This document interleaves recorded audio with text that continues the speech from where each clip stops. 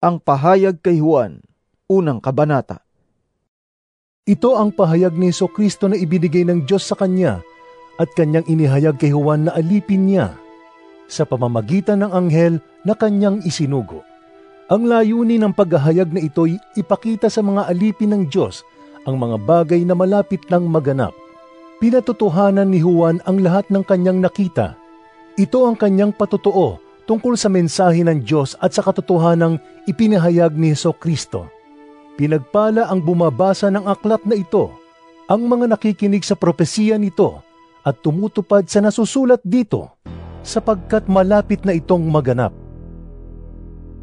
Mula kay Juan, para sa 7 iglesia sa lalawigan ng Asya, sumainyo nawa ang kagandahang loob at kapayapaang mula sa Diyos na siyang nakaraan, kasalukuyan at darating, mula sa 7 espiritong nasa harap ng kanyang trono, at mula kay Jesucristo, ang tapat na saksi, ang panganay sa mga binuhay mula sa kamatayan, at ang pinuno ng mga hari sa lupa. Iniibig niya tayo, at sa pamamagitan ng kanyang dugo, ay pinalaya niya tayo sa ating mga kasalanan. Ginawa niya tayong isang kaharian na mga pari, upang maglingkod sa kanyang Diyos at Ama.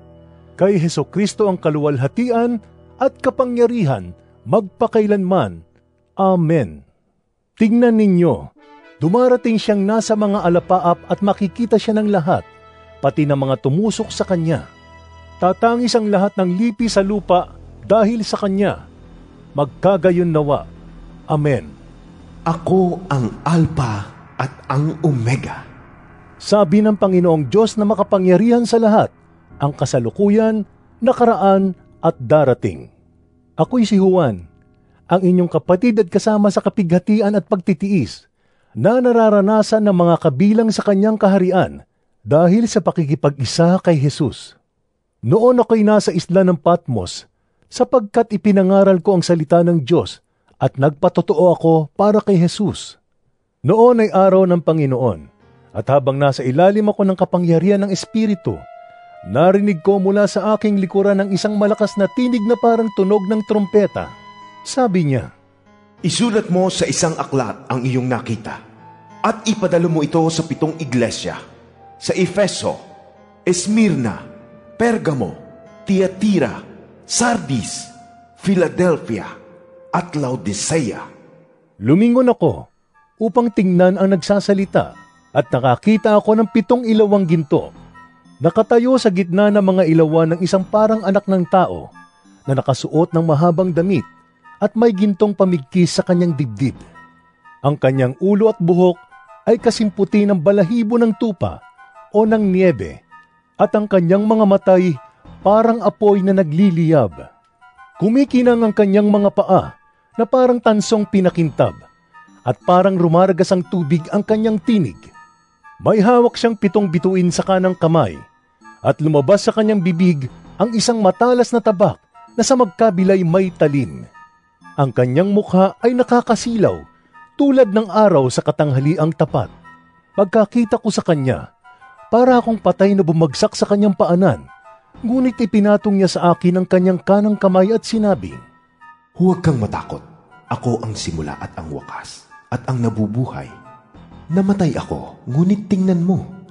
Ako'y buhay ngayon, at mananatiling buhay magpakailanman. Hawak ko ang mga susi ng kamatayan at ng daigdig ng mga patay. Kaya't isulat mo ang iyong nakikita, ang nangyayari ngayon, at ang mangyayari pa pagkatapos nito. Tungkol naman sa hiwaga ng 7 bituing hawak ko sa aking kanang kamay at sa 7 ilawang ginto, ang 7 bituin ay ang mga anghel ng 7 iglesia, at ang 7 ilawang ginto ay ang 7 iglesia. Pahayag, 2 kabanata. Isulat mo sa anghel ng iglesia sa Efeso. Ito ang sinasabi ng may hawak ng 7 bituin sa kanyang kanang kamay at lumalakad sa gitna ng 7 ilawang ginto. Alam ko ang mga ginagawa mo, ang iyong mga pagpapagal at matiyagang pagtitiis. Alam kong hindi mo kinukonsinti ang masasamang tao. Sinubok mo ang mga nagsasabing sila'y apostol at napatunayan mong sila'y huwad. Alam ko ring matyaga ka, nagtiis ng maraming hirap alang-alang sa akin at hindi ka sumuko. Subalit may isang bagay na ayaw ko sa iyo. Iniwan mo na ang pag-ibig mo noong una. Alalahanin mo ang dati mong kalagayan. Pagsisihan mo at talikuran ang iyong masasamang gawa at gawin mong muli ang mga ginagawa mo noong una. Kapag hindi ka nagsisi, pupunta ako dyan at aalisin ko sa kinalalagyan ang iyong ilawan. Ngunit ito naman ang napupuri ko sa iyo. Kinapopootan mo ring tulad ko ang mga ginagawa ng mga Nicolaita. Ang lahat ng may pandinig ay makinig sa sinasabi ng Espiritu sa mga iglesia. Sa magtatagumpay ay ibibigay ko ang karapatang kumain ng bunga ng punong kahoy ng buhay na nasa paraiso ng Diyos.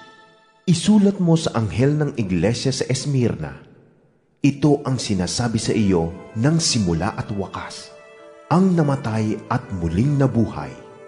Alam ko ang mga kapighatian na dinaranas mo. Alam kong mahirap ka, ngunit ang totoo'y mayaman ka. Nalalaman ko rin ang mga paninirang puri sa iyo ng mga nagpapanggap na mga Hudyo. Ngunit ang totoo, sila'y mga kampon ni Satanas. Huwag kang matakot sa mga pag-uusig na malapit mo ng danasin. Makinig ka, ipabibilanggo ng dyablo ang ilan sa inyo bilang pagsubok. Magdurusa kayo sa loob ng 10 araw. Manatili kang tapat hanggang kamatayan at gagantimpalaan kita ng korona ng buhay. Ang lahat ng may pandinig ay makinig sa sinasabi ng Espiritu sa mga iglesia. Ang magtatagumpay ay hindi masasaktan ng pangalawang kamatayan. Isulat mo sa anghel ng iglesia sa Pergamo, ito ang sinasabi ng may hawak ng matalas na tabak na sa magkabilay may talim. Alam ko kung saan ka nakatira, sa kinaroroonan ng trono ni Satanas.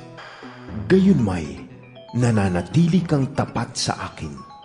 Hindi mo tinalikuran ang iyong pananampalataya sa akin. Kahit noong si Antipas na tapat kong lingkod ay patayin dyan sa kalagitnaan ninyo sa lugar na tinitirhan ni Satanas. Subalit may ilang bagay na ayaw ko sa iyo. May ilan sa inyo na sumusunod sa katuruan ni Balaam na nagturo kay Balak upang mahikayat ang mga Israelita na magkasala. Kaya't kumain sila ng mga pagkaing inihandog sa mga Diyos-Diyosan at nakiapid. May ilan din sa inyong sumusunod sa katuruan ng mga Nicolaita. Kaya magsisi na kayo talikuran ang inyong mga kasalanan. Kung hindi, pupunta ako dyan sa lalong madaling panahon at pupuksain ko ang mga taong iyon sa pamamagitan ng tabak na lumalabas sa aking bibig. Ang lahat ng may pandinig ay makinig sa sinasabi ng Espiritu sa mga iglesia. Ang magtatagumpay ay bibigyan ko ng nakatagong pagkain. Bibigyan ko rin siya ng batong puti na kinasusulatan ng isang bagong pangalan na walang sinumang nakakaalam maliban sa tatanggap niyon. Isulat mo sa anghel ng iglesia sa Tiatira, ito ang sinasabi ng anak ng Diyos na may mga matang parang apoy na nagliliyab at mga paang kumikinang na parang tansong pinakintab. Alam ko ang mga ginagawa mo, ang iyong pag-ibig, katapatan, paglilingkod at pagtitiyaga. Nalalaman kong ang mga ginagawa mo ngayon ay higit kaysa noong una. Ngunit ito ang ayaw ko sa iyo. Pinapayagan mo si Jezebel, ang babaeng nagpapanggap na propeta, na turuan at linlangin ang aking mga lingkod upang makiapid at kumain ng pagkaing inihandog sa mga Diyos-Diyosan. Binigyan ko siya ng sapat na panahon upang pagsisihan at talikuran ang kanyang pakikiapid. Ngunit ayaw niya. Kaya nga bibigyan ko siya ng malubhang sakit, pati ang mga kasama niya sa pangangalo niya. Darana sila ng matinding kapighatian kung hindi nila pagsisisihan at tatalikuran ang kahalayang ginawa nila sa piling ng babaeng iyan. Papatayin ko ang kanyang mga anak upang malaman ng mga iglesia na sinisiyasat ko ang puso't isip ng mga tao at gagantihan ko ang bawat isa sa inyo ayon sa inyong mga gawa. Ngunit para sa ibang mga taga-Tiyatira na hindi sumusunod sa katuruan ni Jezebel at hindi natuto ng tinatawag na malalalim na lihim ni Satanas, ito ang sinasabi ko sa inyo: hindi ko kayo bibigyan ng ibang pasanin, ngunit panghawakan ninyo kung anong mayroon kayo hanggang ako'y dumating. Sa magtatagumpay at tutupad ng ipinapagawa ko hanggang wakas, ibibigay ko sa kanya ang pamamahala sa mga bansa. Mamamahala siya sa pamamagitan ng tungkod na bakal at tuturugin niya ang mga bansa na parang mga palayo. Ibinibigay ko ito kung paanong ibinigay ito sa akin ng Ama. Ibibigay ko rin sa mga magtatagumpay ang bituin sa umaga. Ang lahat ng may pandinig ay makinig sa sinasabi ng Espiritu sa mga iglesia. Pahayag, 3 kabanata. Isulat mo sa anghel ng iglesia sa Sardis. Ito ang sinasabi ng nagtataglay ng 7 Espiritu ng Diyos at ng 7 bituin. Alam ko ang ginagawa mo. Ang alam ng marami, ikaw ay buhay, ngunit ang totoo, ikaw ay patay. Kaya't gumising ka, palakasin mo ang nalalabi pa sa iyo, upang hindi ito tuluyang mamatay, sapagkat nakita kong hindi ganap sa paningin ng aking Diyos ang mga nagawa mo. Kaya nga alalahanin mo ang mga bagay na iyong tinanggap at narinig. Isagawa mo ang mga iyon. Pagsisihan mo't talikuran ang iyong kasamaan. Kung hindi ka gigising, pupunta ako dyan na gaya ng isang magnanakaw at hindi mo malalaman ang oras ng aking pagdating. Ngunit may ilan sa inyo dyan sa Sardis na napanatiling walang dungis ang kanilang damit. Kaya't kasama ko silang maglalakad na nakasuot ng puting damit, sapagkat sila'y karapat-dapat. Ang magtatagumpay ay dadamitan ng puti, at hindi ko kailanman buburahin sa aklat ng buhay ang kanyang pangalan. Kikilalanin ko siya sa harap ng aking Ama at ng kanyang mga anghel. Ang lahat ng may pandinig ay makinig sa sinasabi ng Espiritu sa mga iglesia. Isulat mo sa anghel ng iglesia sa Philadelphia. Ito ang sinasabi ng banal at mapagkakatiwalaan, ang may hawak ng susi ni David. Walang makakapagsara ng anumang binubuksan niya, at walang makakapagbukas ng anumang sinasarhan niya. Alam ko ang mga ginagawa mo. Alam kong kaunti lamang ang iyong kakayahan, ngunit sinunod mo ang aking salita at naging tapat ka sa akin. Kaya't binuksan ko para sa iyo ang isang pinto na hindi maisasara ninuman. Tingnan mo, palalapitin ko sa iyo at paluluhurin ang mga kampo ni Satanas na nagpapanggap na mga Hudyo, ngunit hindi naman, at sa halip ay nagsisinungaling. Malalaman nilang minamahal kita, sapagkat tinupad mo ang aking utos na magtiis. Iingatan naman kita sa panahon ng pagsubok na darating sa lahat ng tao sa buong daigdig. Darating ako sa lalong madaling panahon. Kaya't ingatan mo kung ano ang nasa iyo, upang hindi maagaw ninuman ang iyong gantimpala. Ang magtatagumpay ay gagawin kong isang haligi sa templo ng aking Diyos, at hinding-hindi na siya lalabas doon. Isusulat ko sa kanya ang pangalan ng aking Diyos at ang pangalan ng kanyang lungsod. Ito ang bagong Jerusalem na bumababa mula sa langit buhat sa aking Diyos. Isusulat ko rin sa kanya ang aking bagong pangalan. Ang lahat ng may pandinig ay makinig sa sinasabi ng Espiritu sa mga iglesia. Isulat mo sa anghel ng iglesia sa Laodicea. Ito ang sinasabi niya na ang pangalan ay Amen, ang tapat at tunay na saksi at siyang pinagmulan ng lahat ng nilalang ng Diyos. Alam ko ang mga ginagawa mo.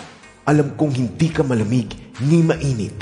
Mabuti pa sana kung ikaw ay malamig o mainit. Ngunit dahil ikaw ay maligamgam, hindi mainit ni malamig, isusuka kita.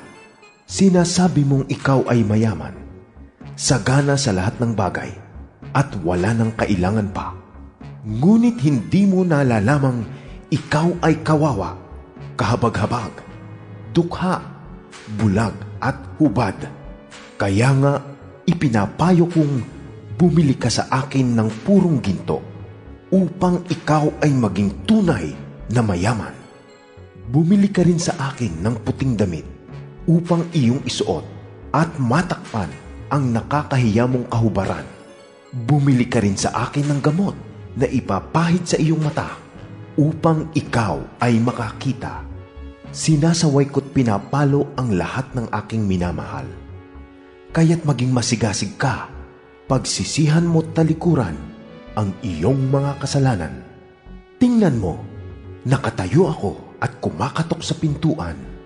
Kung dilinggin ni naman ang aking tinig at bubuksan ang pinto, papasok ako at kakain akong kasalo niya. Ang magtatagumpay ay bibigyan ko ng karapatang umupo na katabi ko sa aking trono.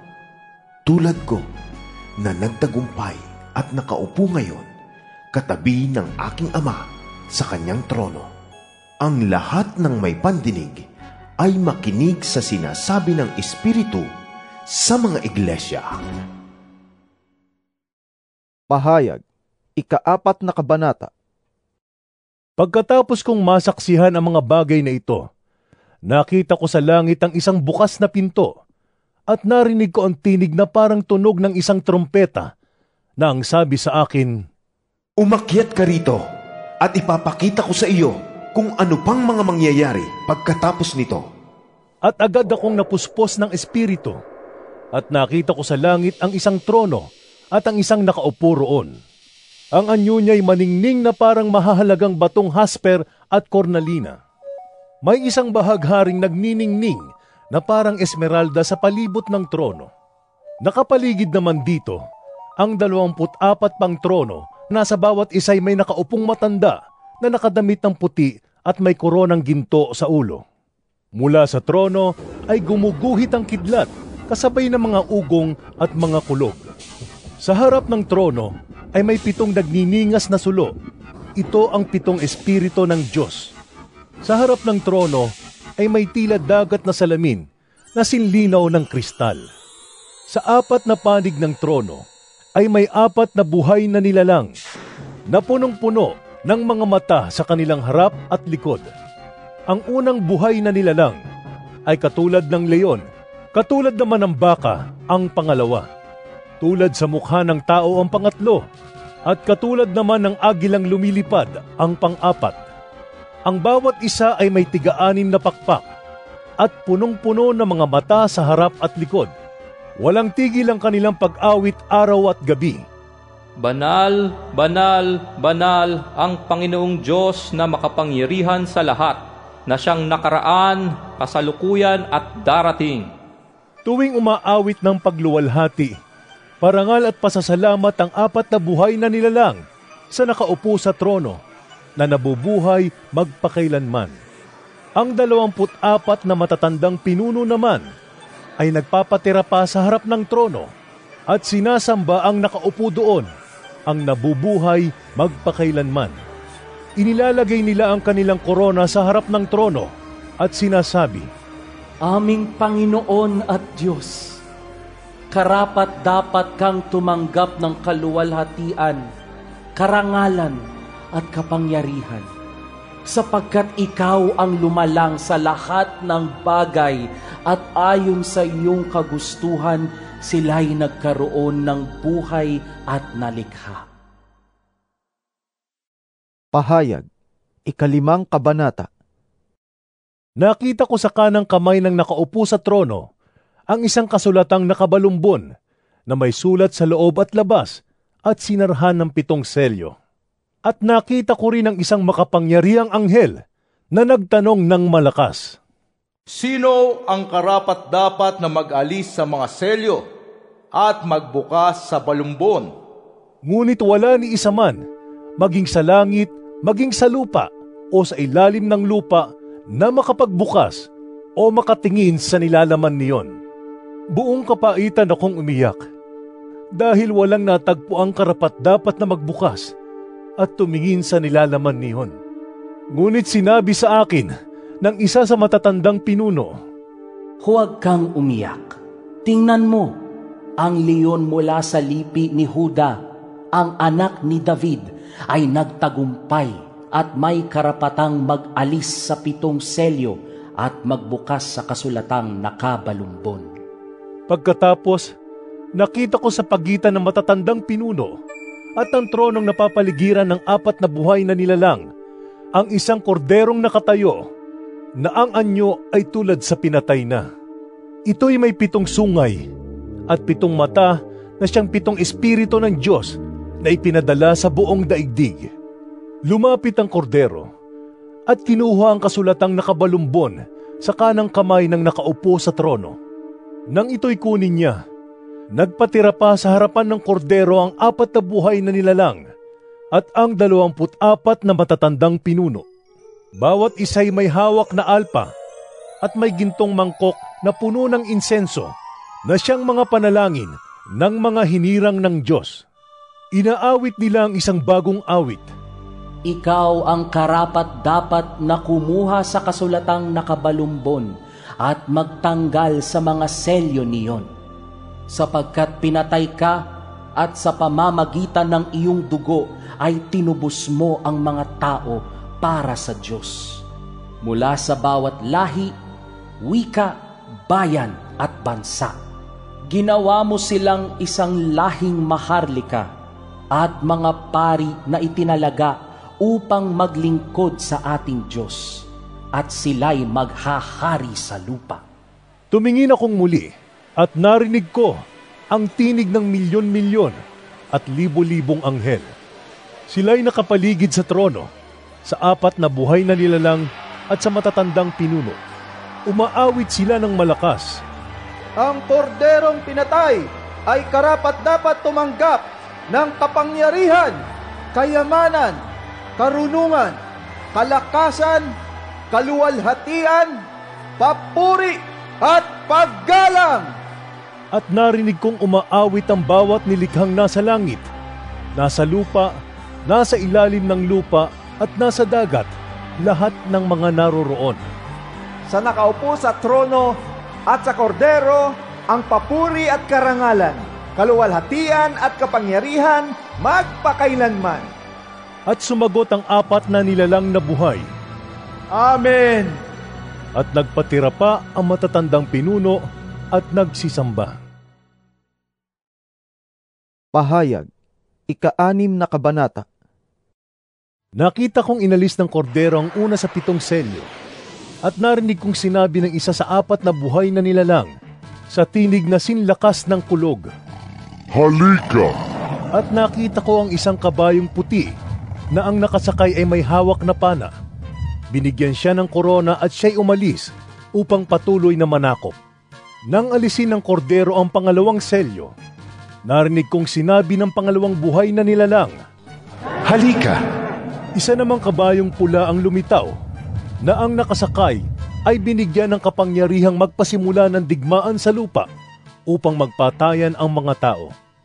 Binigyan siya ng isang malaking tabak. Nang alisin ng kordero ang 3 selyo, narinig kong sinabi ng 3 buhay na nilalang, Halika!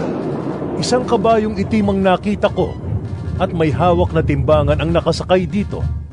May narinig akong parang isang tinig na nagmumula sa kinaroroonan ng 4 na buhay na nilalang na nagsabi, Isang takal na trigo lamang ang mabibili ng sahod sa maghapong trabaho, at 3 takal na harina lamang ang mabibili sa ganoon ding halaga. Ngunit, huwag mong pinsalain ang langis ng olibo at ang alak. Nang alisin ng kordero ang 4 na selyo, narinig kong sinabi ng 4 na buhay na nilalang, Halika! Isang kabayong maputla ang nakita ko, at ang pangalan ng nakasakay dito ay Kamatayan. Nakasunod sa kanya ang daigdig ng mga patay. Ibinigay sa mga ito ang kapangyarihan sa ika-4 na bahagi ng lupa upang pumatay sa pamamagitan ng digmaan, taggutom, salot, at mababangis na hayop sa lupa. Nang alisin ng kordero ang 5 selyo, nakita ko sa ilalim ng dambana ang mga kaluluwa ng mga pinatay dahil sa salita ng Diyos at dahil sa pagpapatotoo nila rito. Sumigaw sila ng malakas, O Panginoong makapangyarihan, banal at tapat, gaano pa katagal bago ninyo hatulan at parusahan ang mga tao sa daigdig na pumatay sa amin? Binigyan ng puting kasuotan ng bawat isa sa kanila at sinabi sa kanilang magpahinga ng kaunti pang panahon hanggang sa mabuo ang bilang ng kanilang mga kapatid at kapwa mga lingkod na papatayin ding tulad nila. Nang alisin ng kordero ang 6 na selyo, lumindol ng malakas.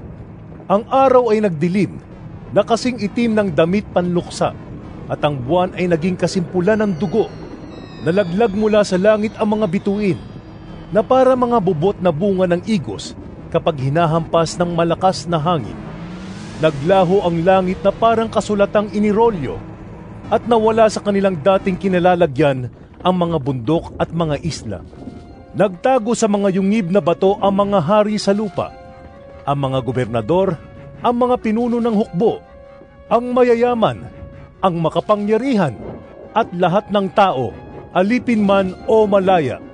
At sinabi nila sa mga bundok at sa mga bato, Tabunan ninyo kami, at ikubli ninyo kami sa mukha ng nakaupo sa trono, at sa puot ng kordero, sapagkat dumating na ang kakilakilabot na araw ng pagbubuhos ng kanilang puot. At sino ang makakatagal sa harap nito? Pahayag, 7 kabanata. Pagkatapos nito, may nakita akong 4 na anghel na nakatayo sa 4 na sulok ng daigdig. Pinipigil nila ang 4 na hangin upang huwag umihip sa lupa, sa dagat o sa alinmang punong kahoy. At nakita kong umaakyat sa gawing silangan ng isa pang anghel. Taglay ang pantatak ng Diyos na buhay. Sumigaw siya sa 4 na anghel na binigyan ng kapangyarihang maminsala sa lupa at sa dagat. Huwag muna ninyong pinsalain ang lupa, ang dagat o ang mga punong kahoy, hanggat hindi pa namin nalalagyan ng tatak sa noo ang mga lingkod ng ating Diyos. At narinig ko ang bilang ng mga tinatakan, 144,000 buhat sa 12 lipi ng Israel. Tig-12,000 mula sa bawat lipi ng Israel. Huda, Ruben, Gad, Asher, Neftali, Manases, Simeon, Levi, Isakar, Zebulon, Jose at Benjamin. Pagkatapos nito'y nakita ko ang napakaraming tao na di kayang bilangin ni numan. Sila'y mula sa bawat bansa, lipi, bayan at wika. Nakatayo sila sa harap ng trono at ng kordero, nakadamit ng puti at may hawak na mga palaspas. Isinisigaw nila, Ang kaligtasan ay nagmumula sa ating Diyos na nakaluklok sa trono at sa kordero. Tumayo ang lahat ng anghel sa palibot ng trono, ng matatandang pinuno at ng 4 na nilalang na buhay. Sila'y nagpatira pa sa harap ng trono at sumamba sa Diyos na nagsasabi, Amen! Sa ating Diyos ang papuri, kaluwalhatian, karunungan, pasasalamat, karangalan, kapangyarihan, at kalakasan magpakailanman. Amen. Tinanong ako ng isa sa matatandang pinuno, Sino ang mga taong nakadamit ng puti at saan sila nanggaling? Ginoo, kayo po ang nakakaalam, ang sagot ko. At sinabi niya sa akin, Sila ang mga nanggaling sa matinding kapighatian. Nilinis nila at pinaputi ang kanilang damit sa dugo ng kordero. Iyan ang dahilan kung bakit sila ay nasa harap ng trono ng Diyos at naglilingkod sa Kanya sa templo araw at gabi. At ang nakaupo sa trono ang siyang kukupkup sa kanila. Hindi na sila magugutom ni mauuhaw man. Hindi na rin sila mabibilad sa araw ni mapapaso ng anumang matinding init. Sapagkat ang korderong nasa gitna ng trono ang magiging pastol nila. Siya ang gagabay sa kanila sa mga bukal ng tubig na nagbibigay buhay at papahirin ng Diyos ang bawat luha sa kanilang mga mata. Pahayag, 8 kabanata. Nang alisin ng kordero ang 7 selyo, nagkaroon ng katahimikan sa langit sa loob ng halos kalahating oras. Pagkatapos nito'y, nakita ko ang 7 anghel na nakatayo sa harapan ng Diyos at binigyan ng trompeta ang bawat isa sa kanila. Dumating ang isa pang anghel na may dalang gintong sunugan ng insenso at tumayo sa harap ng dambana. Binigyan siya ng maraming insenso upang ihandog sa dambanang ginto na nasa harap ng trono, kasabay ng mga panalangin ng mga hinirang ng Diyos. Mula sa kamay ng anghel ay tumaas sa harapan ng Diyos ang usok ng insenso, kasabay ng mga panalangin ng mga hinirang ng Diyos. Pagkatapos, kinuha ng anghel ang sunugan ng insenso, pinuno ito ng apoy mula sa dambana at inihagis sa lupa. Biglang kumulog, dumagundong, kumidlat at lumindol. At humanda ang 7 anghel na may 7 trumpeta upang hipan ang mga ito.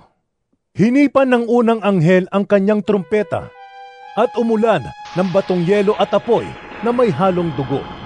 Nasunog ang 3 bahagi ng lupa, ang 3 bahagi ng mga punong kahoy at lahat ng sariwang damo.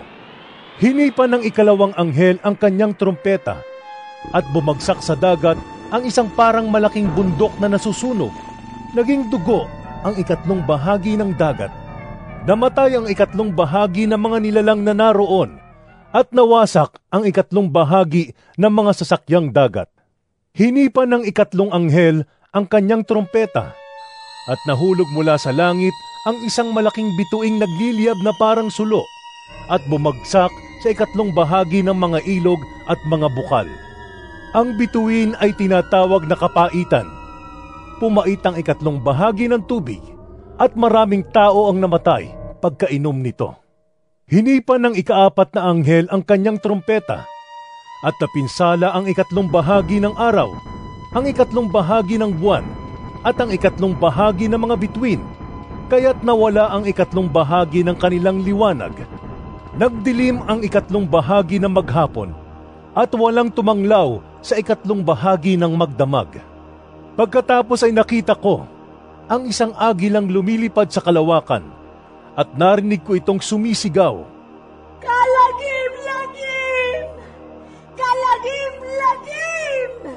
Talagang kalagim-lagim ang sasabitin ng lahat ng nasa lupa. Pagtunog ng mga trumpetang hihipan ng 3 pang anghel." Pahayag, 9 na kabanata. Hinipan ng 5 anghel ang kanyang trompeta at nakita kong nahulog sa lupa ang isang bituin. Ibinigay rito ang susi sa bukana ng napakalalim na hukay. Binuksan ng bituin ang napakalalim na hukay at may lumabas na makapal na usok, tulad ng usok ng malaking horno, kaya't nagdilim ang araw at ang himpapawid. Mula sa usok ay may naglabas ang mga balang na kumalat sa lupa. Binigyan sila ng kapangyarihan tulad ng sa mga alakdan. Ipinagbilin sa kanila na huwag sirain ang mga damo, punong kahoy o anumang halaman. Ang mga tao lamang na walang tatak ng Diyos sa noo ang maaari nilang saktan. Hindi pinahintulutan ang mga balang na patayin ang mga taong ito, kundi pahirapan lamang sa loob ng 5 buwan. Parang kagat ng alakdan ang kirot na dulot ng mga balang na ito. Sa loob ng panahong iyon, hahanapin ng mga tao ang kamatayan, ngunit hindi ito matatagpuan. Nanaisin nila ang kamatayan, ngunit lalayuan sila nito. Ang anyo ng mga balang ay tulad sa mga kabayong handa na sa pakikipagdigma. Sa kanilang ulo ay may parang koronang ginto at parang mukha ng tao ang kanilang mukha. Parang buhok ng babae ang kanilang buhok at parang ngipin ng leyon ang kanilang mga ngipin. Natatakpan ng parang mga baluting bakal ang kanilang dibdib at ang pagaspas ng kanilang pakpak ay parang dagundong ng maraming karwaing hila na mga kabayong lulusob sa labanan. Sila ay may mga buntot na may tulis gaya ng sa alakdan. Nasa buntot nila ang kapangyarihang manakit na mga tao sa loob ng 5 buwan. Ang pinuno nila'y ang anghel na bantay sa napakalalim na hukay. Ang kanyang pangalan sa wikang Hebreo ay Abaddon at sa wikang Griego'y Apollyon. Nakaraan na ang unang lagim. 2 pang lagim ang darating. Hinipa ng ika-6 na anghel ang kanyang trumpeta at nakarinig ako ng tinig mula sa mga sulok ng gintong dambana na nasa harapan ng Diyos. Iniutos nito sa ika-6 na anghel na may trumpeta. Kalagan mo ang 4 na anghel na nakagapos sa tabi ng malaking ilog Euphrates. At pinalaya ang 4 na anghel upang patayin nila ang 3 bahagi ng sangkatauhan. Talagang inihanda sila para sa oras, araw, buwan at taong ito. Narinig ko na ang bilang ng hukbong nakakabayo ay 200 milyon. Sa aking pangitain ay nakita ko ang mga kabayo at ang mga dibdib ng mga sakay nito ay may mapulang baluti na gaya ng apoy, asul na gaya ng safiro at dilaw na parang asupre. Ang mga ulo ng mga kabayo ay parang ulo ng leyon at ang kanilang bibig ay bumubuga ng apoy, usok at asupre. Ang 3 bahagi ng sangkatauhan ay pinatay ng 3 salot na ito, ang apoy, usok at asupre na nagmula sa bibig ng mga kabayo. Sapagkat ang kapangyarihan ng mga kabayo'y nasa kanilang mga bibig at mga buntot. Ang kanilang mga buntot ay parang ahas na may ulo na siyang ginagamit nila sa pananakit ng tao. Ang natira sa sangkatauhan na hindi namatay sa mga salot na ito ay hindi nagsisi.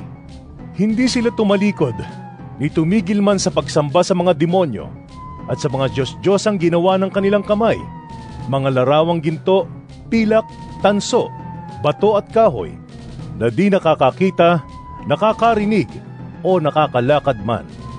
Ni hindi rin nila pinagsisihan ang kanilang mga pagpatay, pangkukulam, pakikiapid at pagnanakaw. Pahayag, 10 kabanata. Pagkaraan nito, nakita ko ang isa pang makapangyarihang anghel na bumababa mula sa langit. Siya'y nababalot ng ulap at may bahaghari sa kanyang ulunan. Nagniningning na parang araw ang kanyang mukha at parang mga haliging apoy ang kanyang mga binti. May hawak siyang isang maliit na aklat na nakabukas. Itinuntong niya sa dagat ang kanyang kanang paa at sa lupa naman ang kaliwa. Sumigaw siya at ang kanyang tinig ay parang atungal ng leyon. Tinugon siya ng dagundong ng 7 kulog. Isusulat ko sana ang aking nasaksihan nang matapos ang dagundong. Ngunit narinig ko mula sa langit ang isang tinig na nagsabi, "Ilihim mo ang sinabi ng 7 kulog. Huwag mo nang isulat." At itinaas ng anghel na nakita kong nakatungtong sa dagat at sa lupa ang kanyang kanang kamay at nanumpa sa pangalan ng Diyos na nabubuhay magpakailanman na siyang lumikha ng langit, lupa, dagat at ng lahat ng naroroon. Sinabi ng anghel, Hindi na magtatagal. Sa araw na hipan ng ikapitong anghel ang kanyang trumpeta, isasagawa na ng Diyos ang lihim niyang plano, gaya ng ipinahayag niya sa mga propeta na kanyang mga lingkod. Pagkatapos, ay kinausap akong muli ng tinig na narinig kong nagsasalita mula sa langit. Lumapit ka sa anghel na nakatuntong sa dagat at sa lupa, at kunin mo ang hawak niyang aklat na nakabukas. Nilapitan ko nga ang anghel at hiningi ang aklat. Sinabi niya sa akin, Kunin mo ito at kainin. Mapait iyan sa sikmura, ngunit sa iyong bibig ay kasing tamis ng pulot pukyutan. Kinuha ko nga mula sa kamay ng anghel ang maliit na aklat at kinain ko ito. Matamis nga iyon, parang pulot pukyutan sa bibig. Ngunit nang malunok ko na'y pumait ang aking sikmura. At sinabi nila sa akin, Kailangang ipahayag mong muli ang mga propesiya tungkol sa mga tao, bansa, wika at mga hari. Pahayag, 11 kabanata. Pagkatapos, binigyan ako ng isang panukat na parang tungkod at sinabihan, Tumayo ka at sukatin mo ang templo ng Diyos at ang dambana at bilangin mo ang mga sumasamba roon. Ngunit huwag mo nang sukatin ang mga bulwagan sa labas ng templo, sapagkat ibinigay na iyon sa mga taong di kumikilala sa Diyos. Yuyurakan nila ang banal na lungsod sa loob ng 42 buwan. Isusugo ko ang 2 kong saksi na nakadamit ng sako, at sa loob ng 1,260 araw ay ipahahayag nila ang mensaheng mula sa Diyos. Ang mga saksing ito ay ang 2 punong olibo at 2 ilawang nakatayo sa harap ng Panginoon ng daigdig. Kapag may nagtangkang manakit sa kanila, may lalabas na apoy sa kanilang bibig at tutupukin ang kanilang mga kaaway. Sa ganoong paraay, mamamatay ang sinumang magtangkang manakit sa kanila. May kapangyarihan silang isara ang langit upang hindi umulan sa panahon ng pagpapahayag nila ng mensaheng mula sa Diyos. May kapangyarihan din silang gawing dugo ang tubig at magpadala ng anumang salot sa lupa tuwing naisin nila. Pagkatapos nilang magpatotoo, aahon ng halimaw na nasa napakalalim na hukay at makikipaglaban sa kanila. Matatalo sila at mapapatay ng halimaw, at ang kanilang bangkay ay mahandusay sa lansangan ng dakilang lungsod na ang patalinghagang pangalan ay Sodoma o Ehipto, kung saan ipinako sa krus ang kanilang Panginoon. Sa loob ng 3.5 araw, ang kanilang mga bangkay ay pagmamasdan ng mga tao mula sa iba't ibang lahi, lipi, wika at bansa, at hindi papayag ang mga ito na mailibing ang mga bangkay.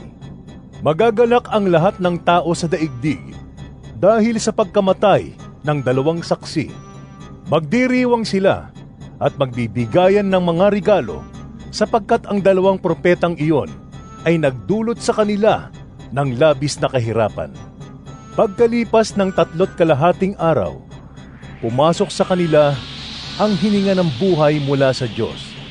Sila'y tumayo at labis na nasindak ang mga nakakita sa kanila. Pagkatapos ay narinig nilang nagsalita ang isang malakas na tinig mula sa langit. Umakyat kayo rito. At habang nakatingin ang kanilang mga kaaway, umakyat sila sa langit habang nakasakay sa ulap.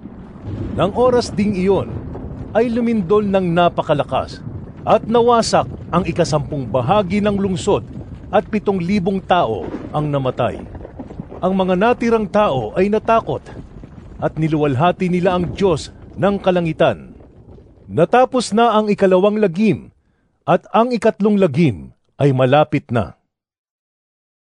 Pagkatapos ay hinipan ng ikapitong anghel ang kanyang trumpeta, at sa langit ay may malalakas na tinig na nagsabi, Ang paghahari sa sanlibutan ay paghahari na ngayon ng ating Panginoon at ng kanyang Kristo. Maghahari siya magpakailanman. At ang 24 na matatandang pinuno na nakaupo sa kani-kanilang trono sa harapan ng Diyos ay nagpatira pa at sumamba sa Kanya. Sinabi nila, Panginoong Diyos na makapangyarihan sa lahat, na siyang kasalukuyan at ang nakaraan. Nagpapasalamat kami na ginamit mo ang iyong walang hanggang kapangyarihan at nagpasimula ka ng maghari.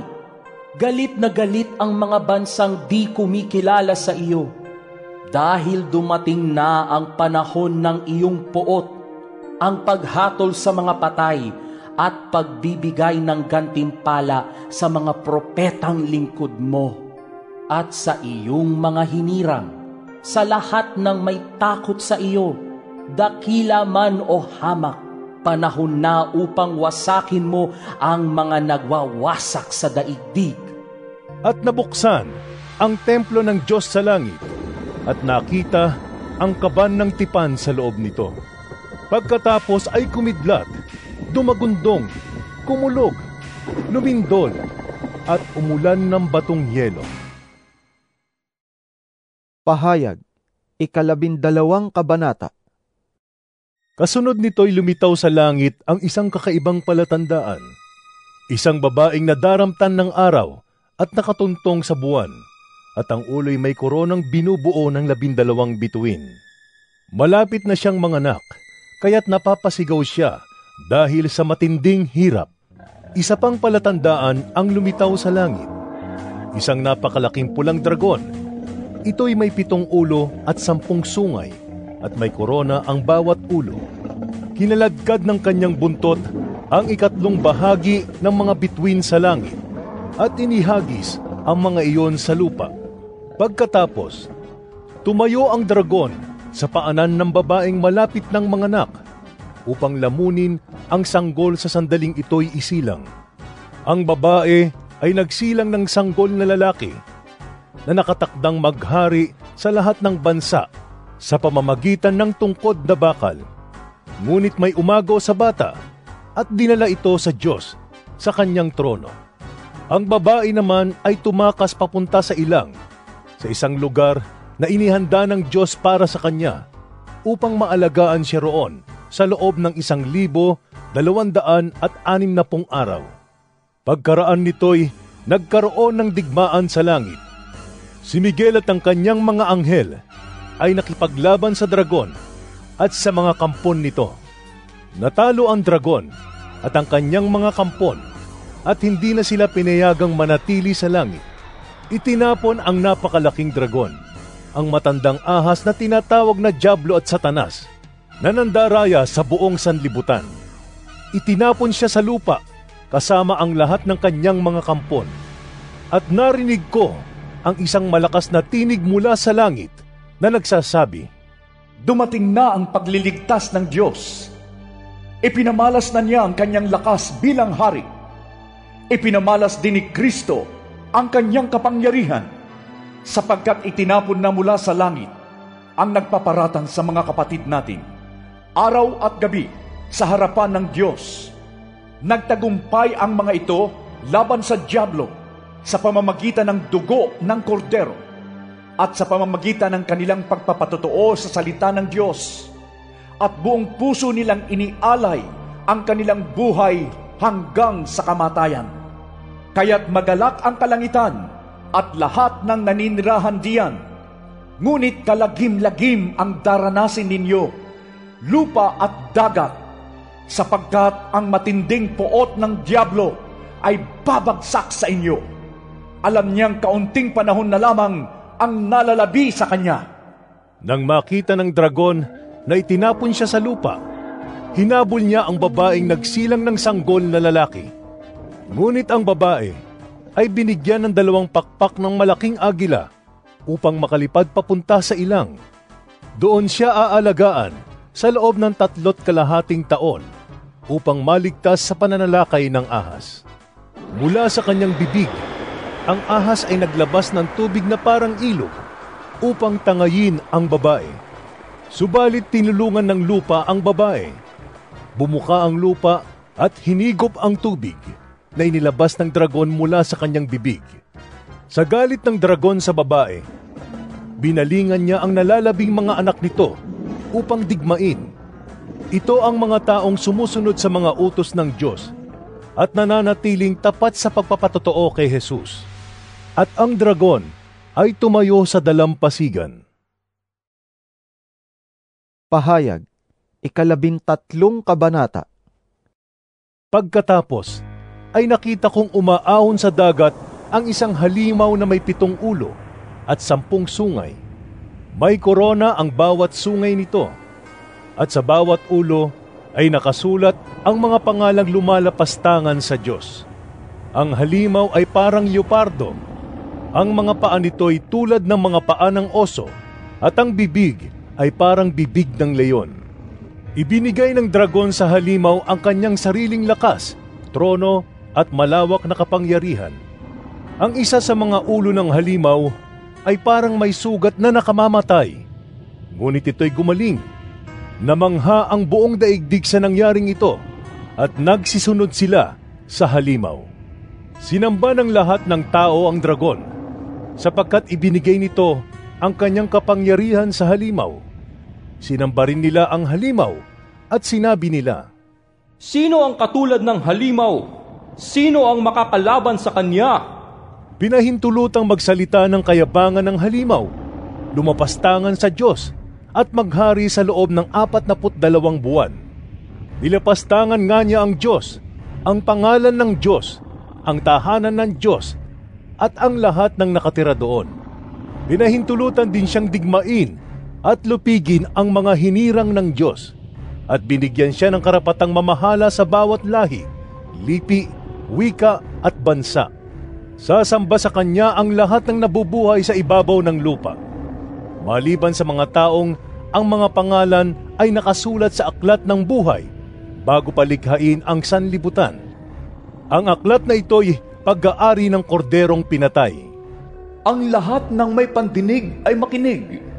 Ang sinumang itinakdang mabihag ay mabibihag nga. Ang itinakdang mamatay sa tabak ay sa tabak nga mamamatay. Ito'y isang panawagan na magpakatatag at manatiling tapat ang mga hinirang ng Diyos. At nakita ko ang isa pang halimaw na lumilitaw mula sa lupa. May 2 sungay ito na tulad ng mga sungay ng isang batang tupa. Ngunit nagsalita ito na parang dragon. Ginamit niya ang lahat ng kapangyarihan ng unang halimaw upang ipatupad ang kagustuhan nito. Ang lahat ng tao sa lupa ay pinilit niyang sumamba sa unang halimaw na nagkaroon ng sugat na nakamamatay ngunit gumaling na. Kahanga-hanga ang mga kababalaghang ginawa ng pangalawang halimaw. Nagpaulan siya ng apoy mula sa langit at ito'y nasaksihan ng mga tao. Nalinlang niya ang lahat ng tao sa lupa sa pamamagitan ng mga kababalaghang kanyang ginawa sa harapan ng unang halimaw. Nahikayat niya mga taong gumawa ng isang larawan ng unang halimaw na nasugatan ng tabak ngunit nabuhay. Ipinahintulot din sa kanya na bigyan niya ng hininga ang larawan ng unang halimaw. Kaya't nakapagsalita ang larawan at ipinapatay nito ang lahat ng ayaw sumamba sa kanya. Sa pilitang pinatatakan ng ikalawang halimaw ang lahat ng tao sa kanilang kanang kamay o sa noo, maging sila'y dakila o hamak, mayaman o mahirap, alipin o malaya, at walang maaaring magtinda o bumili, malibang sila'y may tatak ng pangalan ng halimaw o ng bilang nakatumbas ng pangalan niyon. Kailangan dito ang karunungan. Maaaring malaman ng sino mang matalino ang kahulugan ng bilang ng halimaw, sapagkat ito'y bilang ng isang tao. Ang bilang ay 666. Pahayag, 14 na kabanata. Tumingin ako, At nakita ko ang kordero na nakatayo sa bundok ng Zion, kasama ang 144,000 tao. Nakasulat sa kanilang noo ang pangalan ng kordero at ang pangalan ng kanyang ama. At narinig ko mula sa langit ang isang tinig na sinlakas ng rumaragasang tubig at nagundong ng kulog. Ang tinig na narinig ko'y parang tugtugan ng mga manunugtog ng alpa. Sila'y umaawit ng isang bagong awit sa harap ng trono at sa harap ng 4 na nilalang na buhay at sa harap ng matatandang pinuno. Walang matututong umawit sa awit na iyon, kundi ang 144,000 tinubos mula sa daigdig. Ito ang mga lalaking nanatiling walang dungis at hindi nakipagtalik sa mga babae, nanatili silang mga birhen. Sumusunod sila sa kordero saan man siya magpunta. Sila'y tinubos mula sa buong sangkatauhan bilang mga unang handog sa Diyos at sa kordero. Hindi sila nagsinungaling kailanman at wala silang anumang kapintasan. Nakita ko rin ang isa pang anghel na lumilipad sa himpapawid. Dala ang walang hanggang magandang balita upang ipahayag sa mga tao sa lupa, sa lahat ng bansa, lipi, wika at bayan.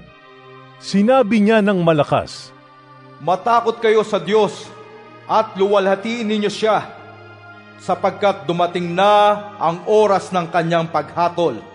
Sambahin ninyo ang Diyos na lumikha ng langit, lupa, dagat at mga bukal ng tubig."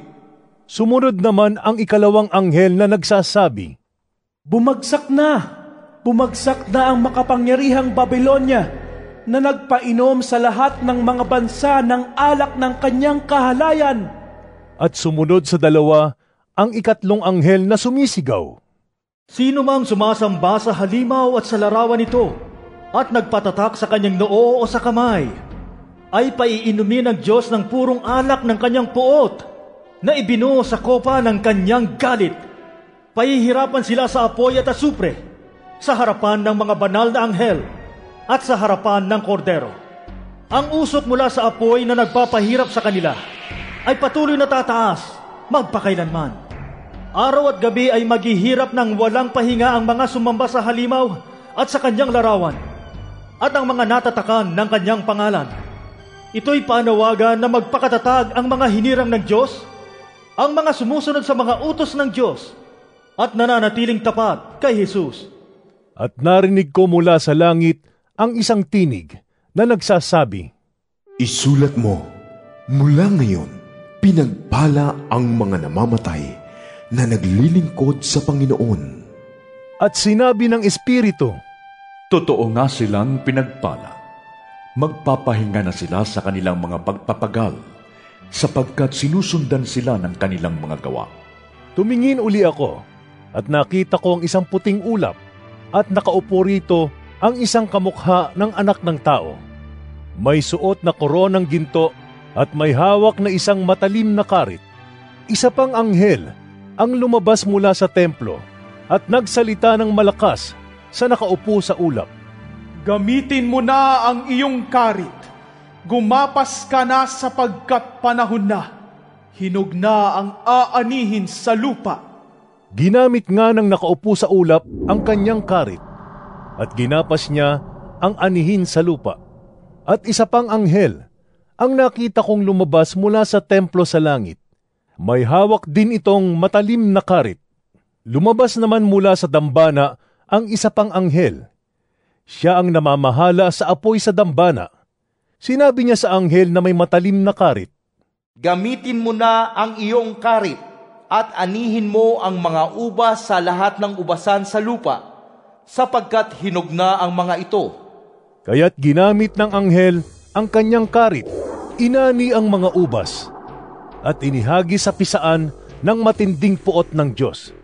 Pinisa sa labas ng lungsod ang mga ubas, at mula sa pisaan ay bumaha ng dugo. Ang lawak ng baha ay umabot hanggang 300 kilometro at 5 talampakan ang lalim. Pahayag, 15 kabanata. Nakita ko rin sa langit ang isa pang kakaiba at kagilagilalas na palatandaan. May 7 anghel na may dalang 7 salot. Ito ang mga panghuling salot, sapagkat dito matatapos ang puot ng Diyos. May nakita akong parang dagat na kristal na nagliliyab. Nakita ko rin ang mga nagtagumpay laban sa halimaw at sa larawan nito at sa nagtataglay ng bilang na katumbas ng kanyang pangalan. Nakatayo sila sa tabi ng dagat na kristal. Hawak ang mga alpang bigay sa kanila ng Diyos. Inaawit nila ang awit ni Moises na lingkod ng Diyos at ang awit ng Kordero. Panginoong Diyos na makapangyarihan sa lahat, dakila at kahanga-hanga ang iyong mga gawa. O Hari ng mga bansa, matuwid at totoo ang iyong mga paraan. Sino ang hindi matatakot sa iyo, Panginoon? Sino ang hindi magpupuri sa iyong pangalan? Ikaw lamang ang banal. Lahat ng mga bansa ay lalapit at sasamba sa iyo, sapagkat nakita ng lahat ang matuwid mong mga gawa. Pagkatapos nito'y, nakita ko ring bumukas ang templo sa langit, ang toldang tipanan. Lumabas mula sa templo ang 7 anghel na may dalang 7 salot. Nakasuot sila ng damit na malinis at nakakasilaw sa kaputian at may gintong pamigkis sa dibdib. Ibinigay sa kanila ng isa sa 4 na nilalang na buhay ang 7 mangkok na ginto na punong-puno ng puot ng Diyos na siyang nabubuhay magpakailanman. Ang templo ay napuno ng usok na nagmumula sa kaluwalhatian at kapangyarihan ng Diyos at walang makapasok sa templo hanggat hindi natatapos ang 7 salot na dala ng 7 anghel.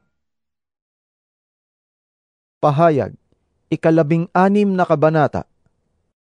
Mula sa templo'y narinig ko ang isang malakas na tinig na nag-uutos sa 7 anghel. Humayo na kayo at ibuhos ninyo sa lupa ang laman ng 7 mangkok ng puot ng Diyos. Kaya umalis ang unang anghel at ibinuhos sa lupa ang laman ng dala niyang mangkok at nagkaroon ng mahahapdi at nakakapandiring pigsa ang mga taong may tatak ng halimaw at sumamba sa larawan nito. Ibinuhos ng 2 anghel ang laman ng kanyang mangkok sa dagat. Ang tubig nito ay naging parang dugo ng patay na tao at namatay ang lahat ng nilikhang may buhay na nasa dagat. Ibinuhos naman ng 3 anghel ang laman ng kanyang mangkok sa mga ilog at mga bukal at naging dugo rin ang mga ito. At narinig kong sinabi ng anghel na namamahala sa mga tubig, Ikaw ang matuwid na nabubuhay ngayon at noong una, ang banal, sapagkat hinatulan mo ang mga bagay na ito. Ang mga nagpadanak ng dugo ng mga hinirang ng Diyos at ng mga propeta ay binigyan mo ng dugo upang kanilang inumin. Iyan ang nararapat sa kanila. At narinig ko ang isang tinig mula sa dambana na nagsasabi, Panginoong Diyos na makapangyarihan sa lahat, talagang matuwid at tama ang mga hatol mo. At ibinuhos din ng 4 na anghel ang laman ng dala niyang mangkok sa araw. At ito'y binigyan ng kapangyarihang pasuin ang mga tao sa tindi ng init nito. Napaso nga sila, ngunit sa halip na magsisi at talikuran ng kanilang mga kasalanan at magpuri sa Diyos, nilapastangan pa nila ang pangalan ng Diyos na may kapangyarihang magpadala ng ganoong mga salot. Ibinuhos naman ng 5 anghel ang laman ng hawak niyang mangkok sa trono ng halimaw at nagdilim ang kaharian nito. Napakagat dila sa kirot ang mga tao at sinumpa nila ang Diyos ng langit dahil sa kanilang hirap at tinamong mga pigsa. Ngunit hindi rin sila nagsisi at tumalikod sa masasama nilang gawain. At ibinuhos ng 6 na anghel ang laman ng dala niyang mangkok sa malaking ilog Euphrates. Natuyo ang ilog upang magkaroon ng landas para sa mga haring mula sa silangan.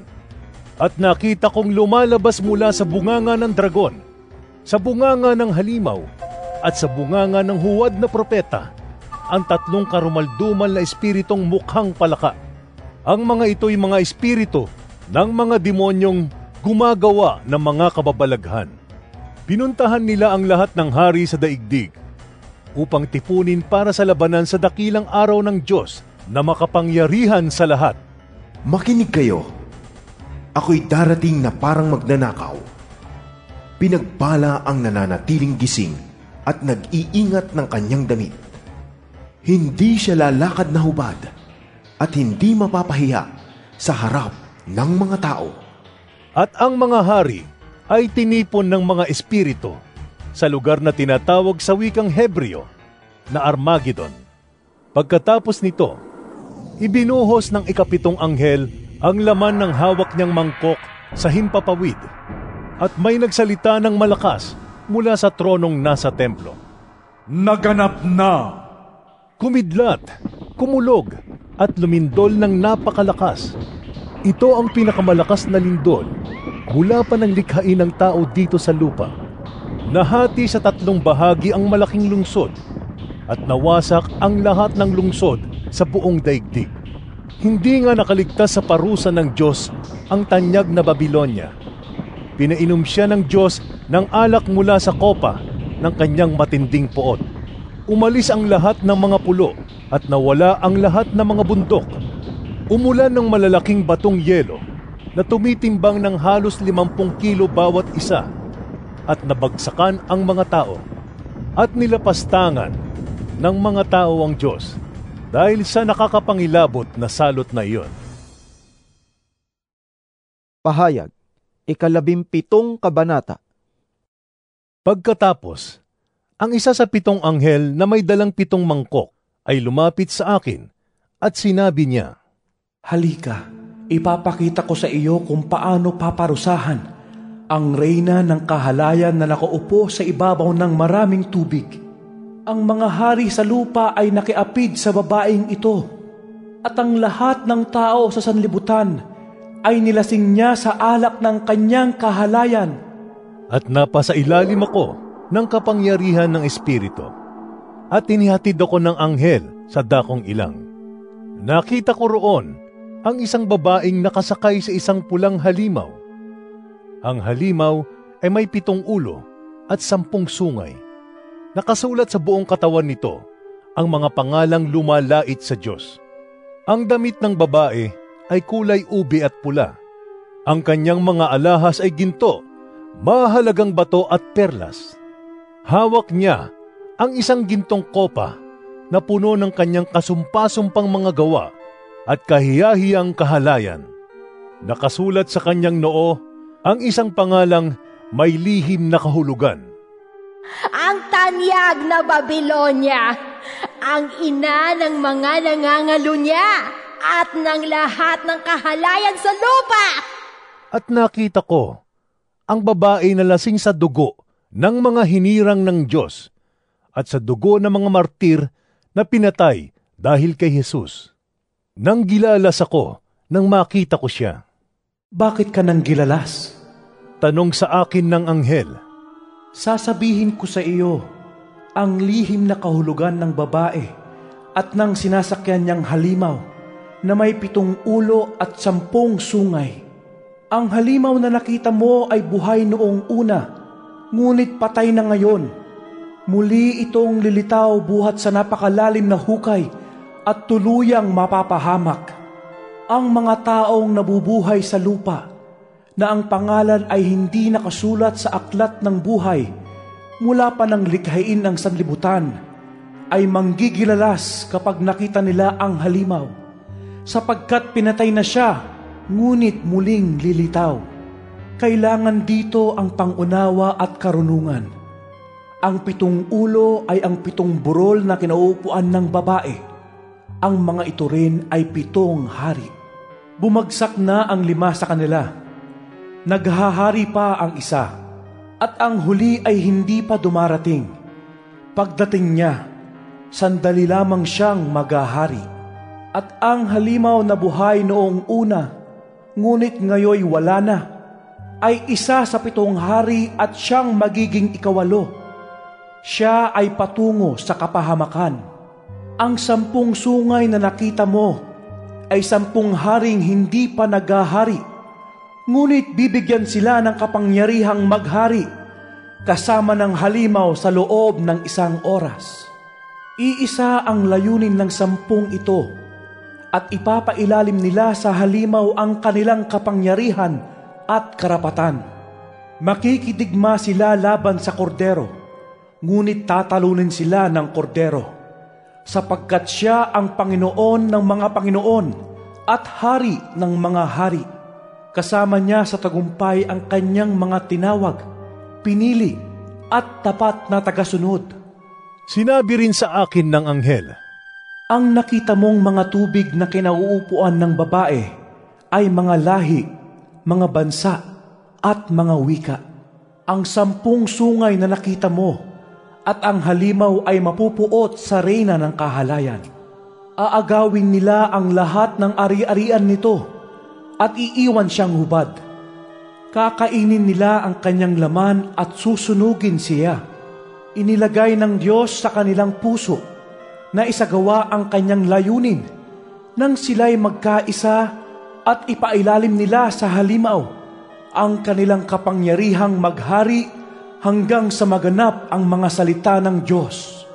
Ang babaeng nakita mo ay ang tanyag na lungsod na may kapangyarihan sa mga hari sa lupa. Pahayag, 18 kabanata. Pagkatapos nito, nakita kong bumababa mula sa langit ang isang anghel na may malaking kapangyarihan. Nagliwanag ang buong daigdig dahil sa kanyang kaluwalhatian. Sumigaw siya ng napakalakas. Bumagsak na! Bumagsak na ang makapangyarihang Babilonya! Ngayon ay kulungan na lamang siya ng mga demonyo, ng masasamang espiritu, ng maruruming ibon at ng marurumi at kasuklam-suklam na mga hayop, sapagkat pinainom niya ng alak ng kanyang kahalayan ang lahat ng bansa.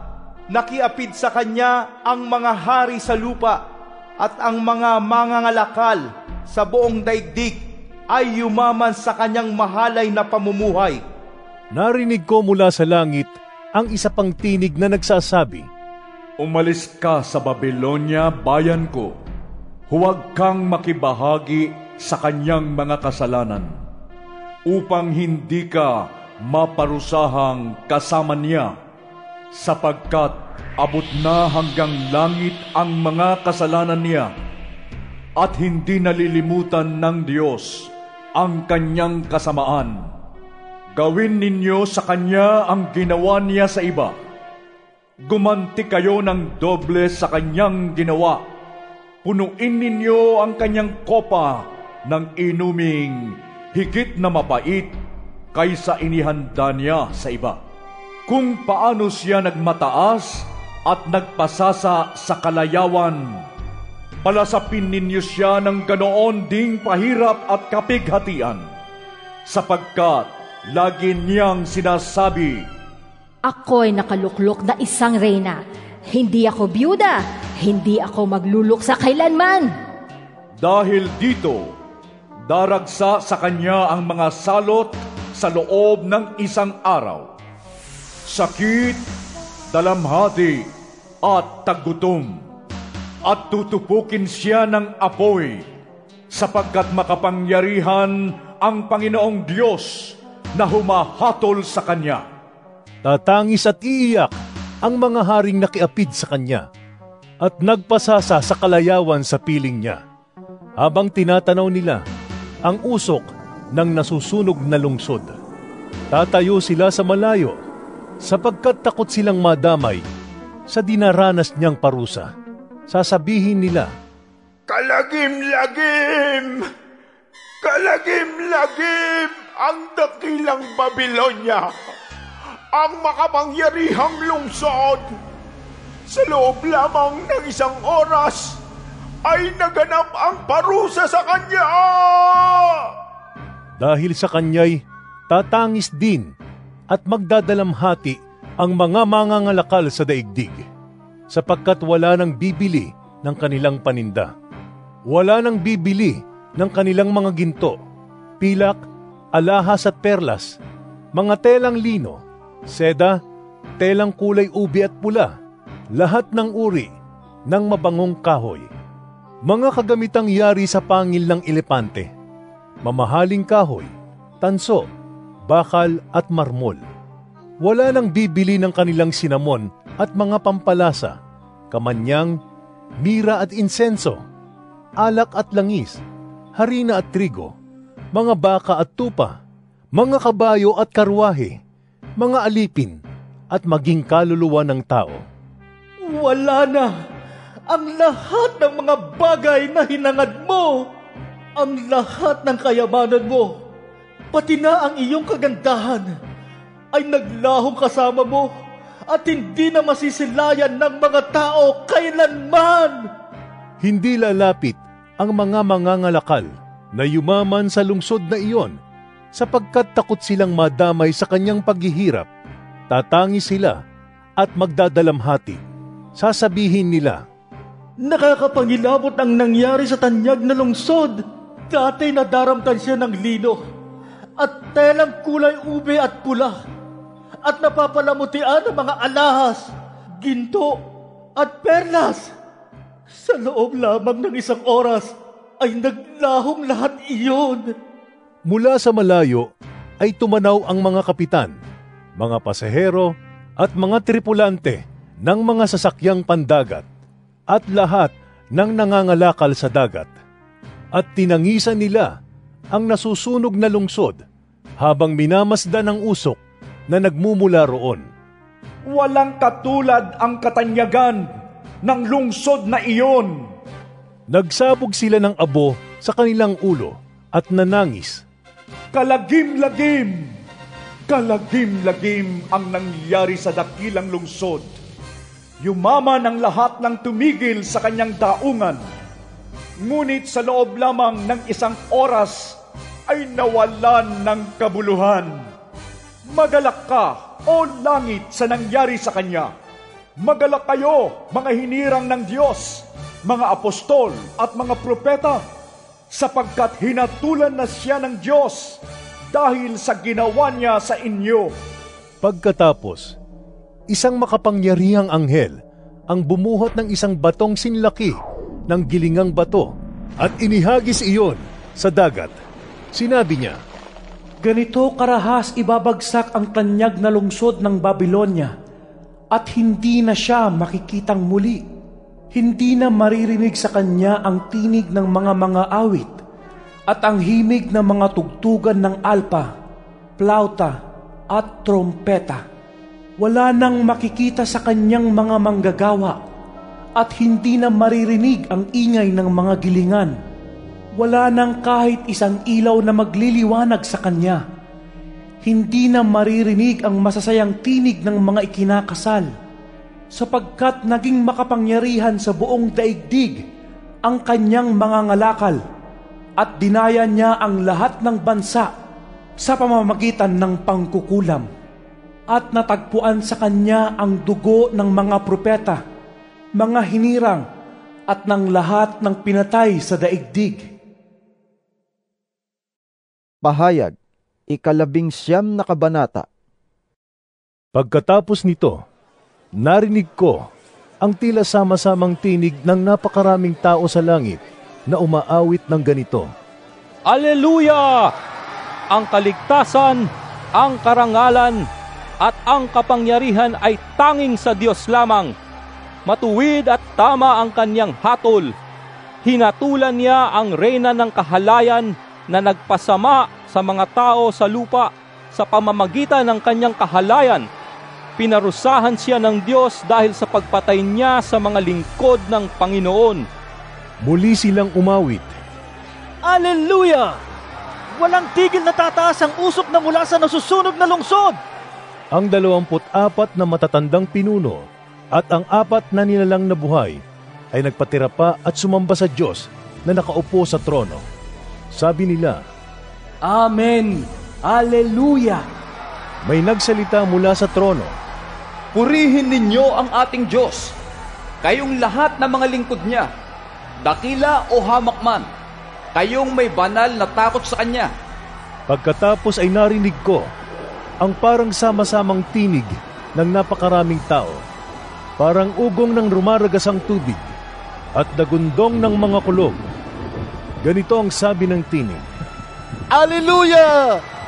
Sapagkat nagahari ang Panginoon nating Diyos na makapangyarihan sa lahat.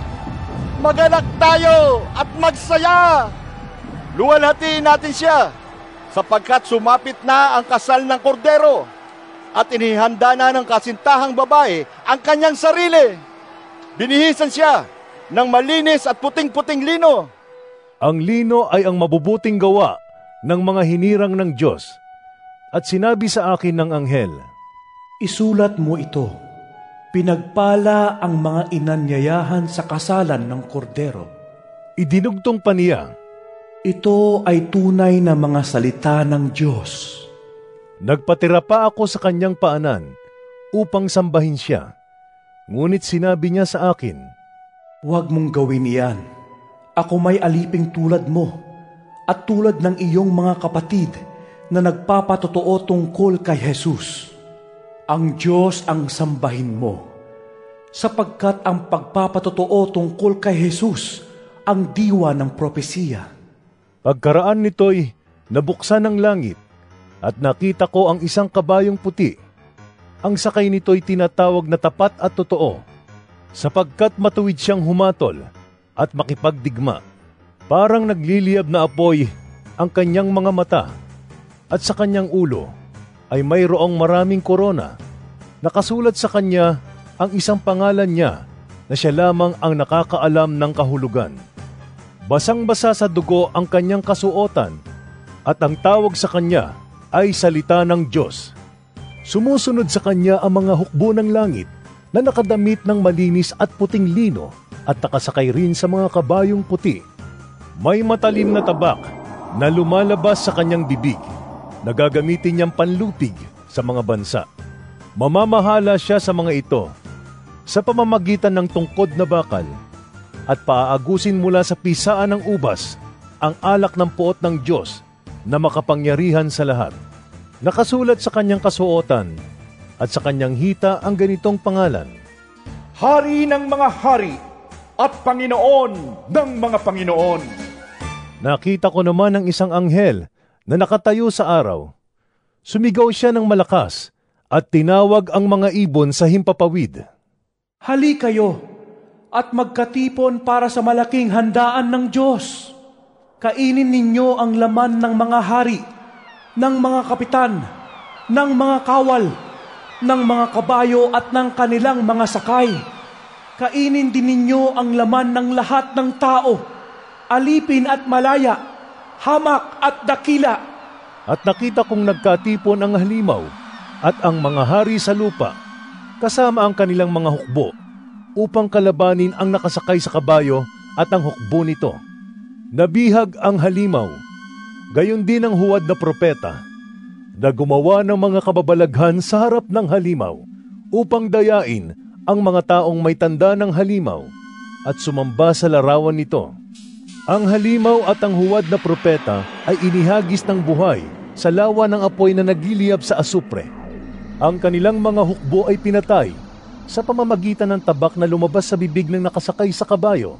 Nabusog ng gusto ang mga ibon sa pagkain ng kanilang mga bangkay. Pahayag, 20 kabanata. Pagkatapos nito'y nakita ko ang isang anghel na bumababa mula sa langit. Hawak ang isang malaking kadena at ang susi ng napakalalim na hukay. Sinunggaban niya ang dragon, ang matandang ahas na walang iba kundi ang Diablo o Satanas, at ginapos ito sa loob ng 1,000 taon. Ito'y inihagis ng anghel sa napakalalim na hukay. Saka isinara at tinatakan ang pinto nito upang hindi siya makapandaya pa sa mga bansa hanggat hindi natatapos ang 1,000 taon.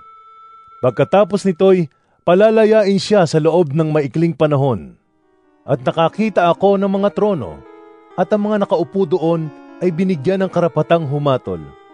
Nakita ko rin ang mga kaluluwa ng mga taong pinugutan dahil sa pagpapatotoo tungkol kay Jesus at sa pagpapahayag ng salita ng Diyos.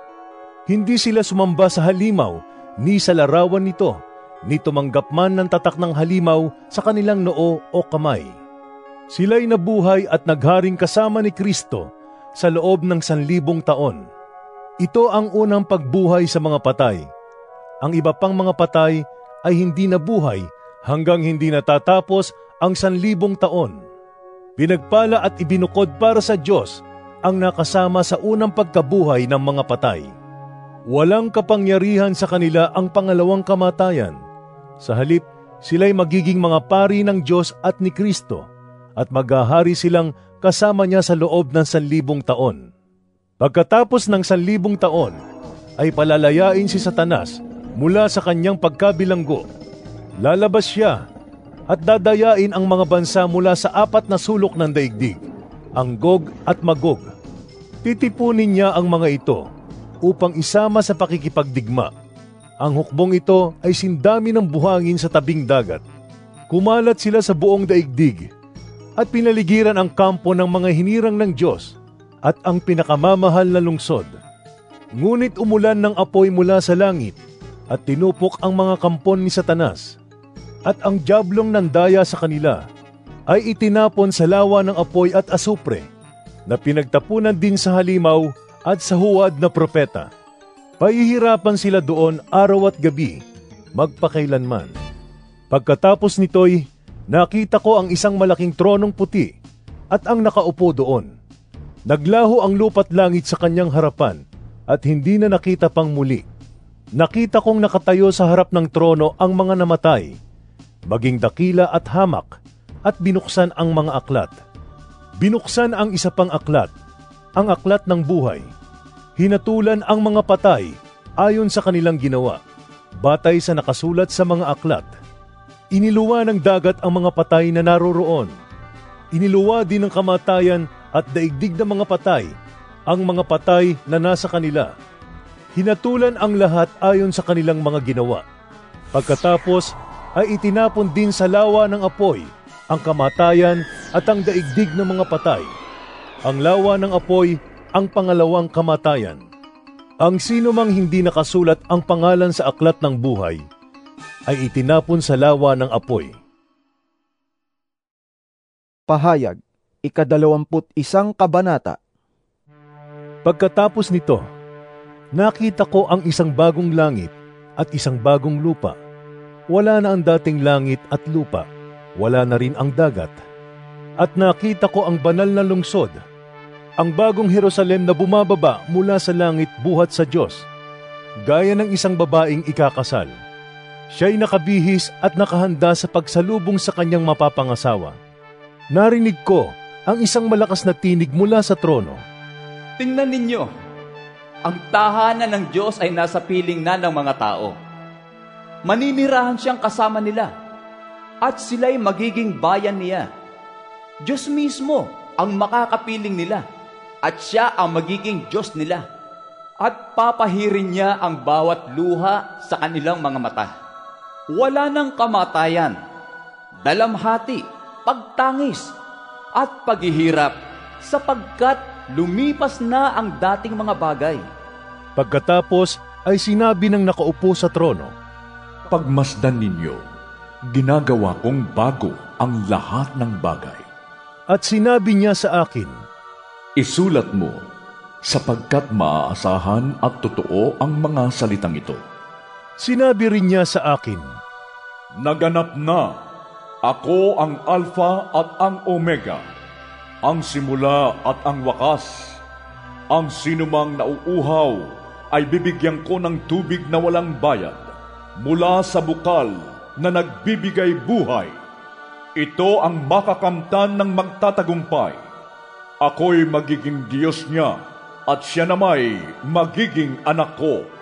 Subalit para naman sa mga duwag, mga taksil, mga gumagawa ng mga kasuklam-suklam na bagay, mga mamamatay tao, mga nakikiapid, mga mangkukulam, mga sumasamba sa Diyos-Diyosan, at sa lahat ng mga sinungaling.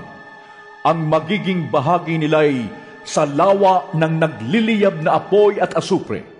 Ito ang pangalawang kamatayan. Ang isa sa 7 anghel na may dalang 7 mangkok na puno ng 7 huling salot ay lumapit sa akin. Sabi niya, Halika at ipapakita ko sa iyo ang babaeng mapapangasawa ng kordero. Napasailalim ako sa kapangyarihan ng Espiritu at ako'y dinala ng anghel sa ibabaw ng isang napakataas na bundok. Ipinakita niya sa akin ang Jerusalem, ang banal na lungsod na bumababa mula sa langit buhat sa Diyos. Nagliliwanag ito dahil sa kaluwalhatian ng Diyos. Kumikislap na parang batong hiyas, gaya ng hasper at sinlinaw ng kristal. Ang pader nito'y makapal, mataas at may 12 pinto, at sa bawat pinto ay may isang anghel. Nakasulat sa mga pinto ang mga pangalan ng 12 lipi ng Israel, isang pangalan bawat pinto. May 3 pinto ang bawat panig, 3 sa silangan, 3 sa timog, 3 sa hilaga, at 3 sa kanluran. Ang pader ng lungsod ay may 12 pundasyon, at nakasulat sa mga ito ang mga pangalan ng 12 apostol ng kordero.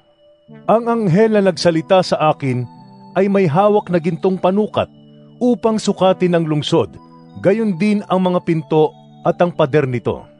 Parisukat ang ayos ng lungsod. Kung ano ang haba, ganoon din ang luwang. Sinukat ng anghel ang lungsod, at ang lumabas na sukat ng lungsod ay 2,400 kilometro ang haba at ang luwang, gayon din ang taas. Sinukat din niya ang pader, at 65 metro naman ang taas nito, ayon sa panukat na dala ng anghel.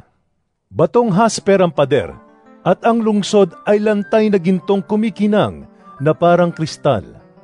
Ang saligan ng pader ay puno ng lahat ng uri ng mamahaling bato. Hasper ang una, safiro ang ikalawa, kalsedonya ang ikatlo, esmeralda ang ikaapat, onisi ang ikalima, cornalina ang ikaanim, krisolito ang ikapito, berilo ang ikawalo, topas ang ikasiyam, krisopraso ang ikasampu, hasinto ang ikalabing isa, at amatista ang ikalabindalawa. Perlas ang 12 pinto. Bawat pinto ay yari sa iisang perlas. Purong ginto ang lansangan ng lungsod at kumikinang na parang kristal. Wala akong nakitang templo sa lungsod, sapagkat ang nagsisilbing templo roon ay ang Panginoong Diyos na makapangyarihan sa lahat at ang kordero. Hindi na kailangan ang araw o ang buwan upang bigyang liwanag ang lungsod, sapagkat ang kaluwalhatian ng Diyos ang nagbibigay ng liwanag doon at ang kordero ang siyang ilawan. Sa liwanag nito'y lalakad ang lahat ng tao at dadalhin doon ng mga hari sa lupa ang kanilang kayamanan. Hindi isasara ang mga pinto ng lungsod sa buong maghapon at hindi nasasapit doon ang gabi.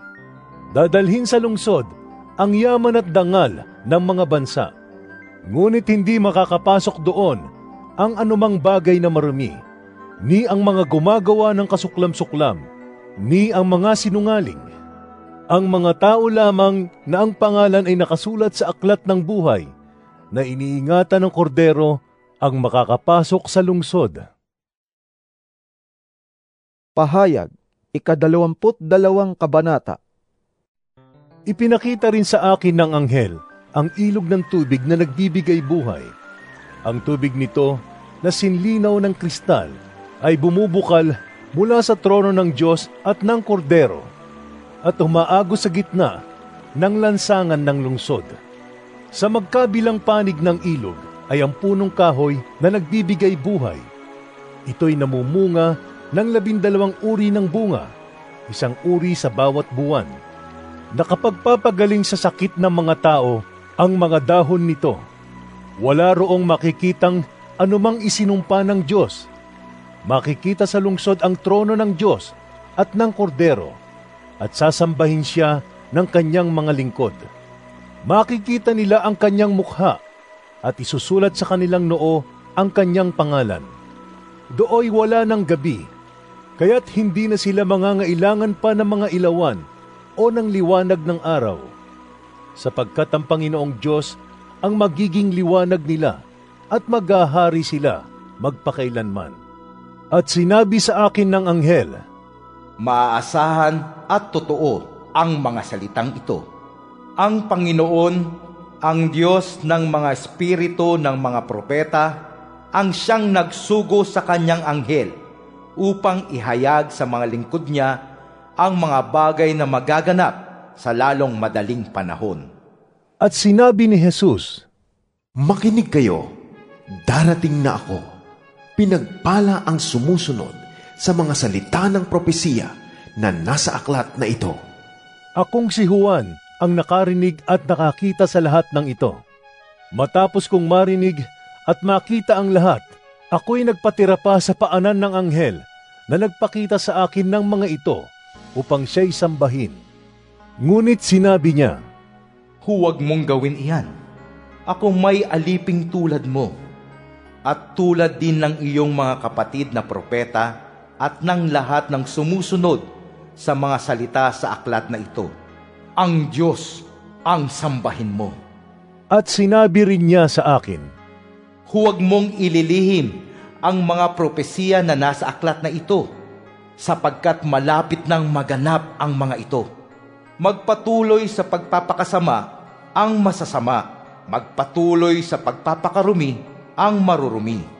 Ngunit ang namumuhay sa kalooban ng Diyos ay magpatuloy sa gayong pamumuhay, at ang banal sa pagiging banal. At sinabi ni Jesus, Makinig kayo, darating na ako. Dala ko ang mga gantimpalang ibibigay sa bawat isa ayon sa kanyang ginawa. Ako ang Alpha at ang Omega, ang una at ang huli, ang simula at ang wakas. Pinagpala ang naglilinis ng kanilang kasuotan, sapagkat bibigyan sila ng karapatang pumasok sa lungsod at kumain ng bunga ng punong kahoy na nagbibigay buhay. Subalit maiiwan sa labas ng lungsod ang mga asal-aso, ang mga mangkukulam, ang mga nakikiapid, ang mga mamamatay tao, ang mga sumasamba sa Diyos-Diyosan, at ang mga mahilig magsinungaling at mantaya. Akong si Jesus ang nagsugo sa aking anghel upang ang mga bagay na ito'y ipahayag sa inyo na nasa mga iglesia. Ako ang ugat at supling ni David. Ako ang maningning na bituin sa umaga. Sinasabi ng Espiritu at ng babaeng ikakasal, Halika kayo! Lahat ng nakakarinig nito ay magsabi rin, Halika kayo! Lumapit ang sino mang nauuhaw. Kumuha ang may gusto ng tubig na nagbibigay buhay. Ito'y walang bayad. Akong si Juan ay nagbibigay ng babala sa sino mang makarinig sa mga propesiya na nasa aklat na ito. Sa sino mang magdaragdag sa nilalaman ng aklat na ito, ay idaragdag ng Diyos sa kanya ang mga salot na nakasulat dito. Ang sino mang mag-alis ng anuman sa mga salita ng aklat ng propesiyang ito, ay aalisan ng Diyos ng karapatang makibahagi sa bunga ng punong kahoy na nagbibigay buhay at sa banal na lungsod na binabanggit dito. Sinasabi ng nagpapatotoo sa lahat ng ito, Tiyak na nga, darating na ako. Amen. Dumating ka nawa, Panginoong Jesus. Naway makamtan ng lahat ang kagandahang loob ng Panginoong Jesus. Amen.